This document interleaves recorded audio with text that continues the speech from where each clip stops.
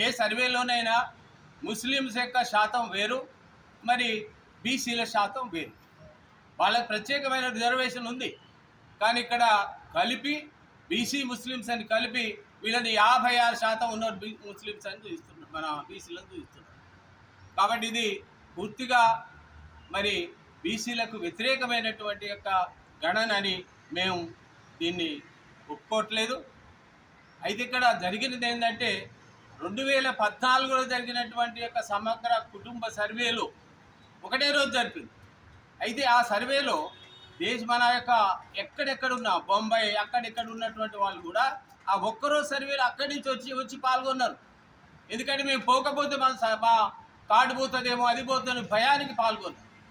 కానీ ఇప్పుడు జరిగినటువంటి సర్వేలో 57 కాలమ్స్ పెట్టి నీ ఆధార్ కార్డు చూపించు, నీకు కారు ఉందా, నీకు ఇల్లు ఉందా, నీకు ఇన్కమ్ ట్యాక్స్ ఉందా, ఇట్లా అనేకమైనటువంటి ప్రశ్నలు పెట్టి ఈ సర్వే జరిపినందువలన ఏమైందంటే చాలామంది భయభ్రాంతులయ్యారు.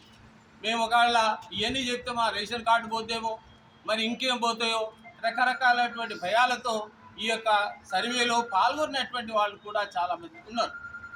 అదేవిధంగా చాలా నల్గొండలనే చాలామందిని అడిగితే మా ఇంటికి వచ్చి స్టిక్కర్ అతికిచ్చింది, కానీ మా యొక్క సర్వే వచ్చి మా యొక్క జనాభా లెక్కలు తీసుకోలేదని చెప్పే వాళ్ళ సంఖ్య చాలా.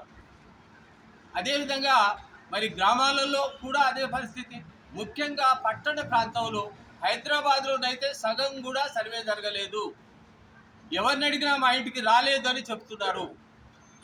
మరి కానీ ప్రభుత్వం యొక్క సర్వేలో వాళ్ళు ఏం చెప్తున్నారు అంటే ఒక 3.1% మాత్రమే సర్వే జరగలేదు, మరి 96.9% సర్వే జరిగింది అని వాళ్ళు చెప్తున్నారు.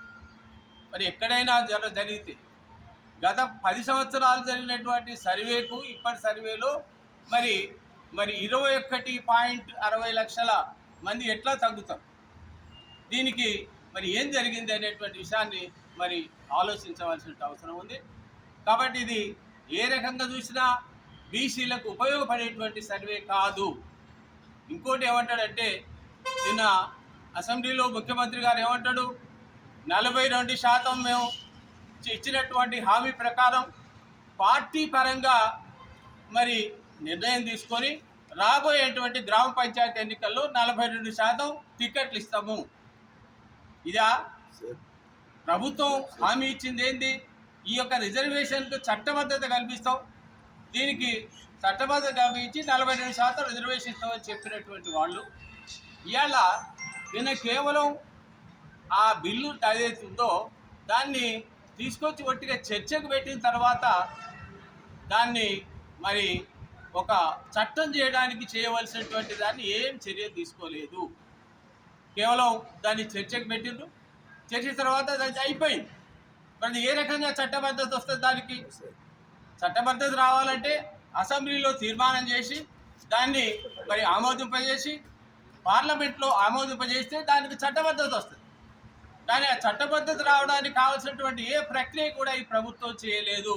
ఇది కేవలం కంటి తుడుపు చర్యగా మాత్రమే ఈ కులగణన చేసి ఉన్నటువంటి బీసీల శాతాన్ని తగ్గించి బీసీలను మోసం చేసినటువంటి యొక్క చర్య తప్ప ఇంకా ఏమీ కాదండి. ఇక్కడ బీసీ సంక్షేమ సంఘం నుంచి మేము ఈ అభిప్రాయపడతాం. అయితే ఇక్కడ ఒక విషయం ఏంటంటే చివరిగా చెప్పేది ఏంటంటే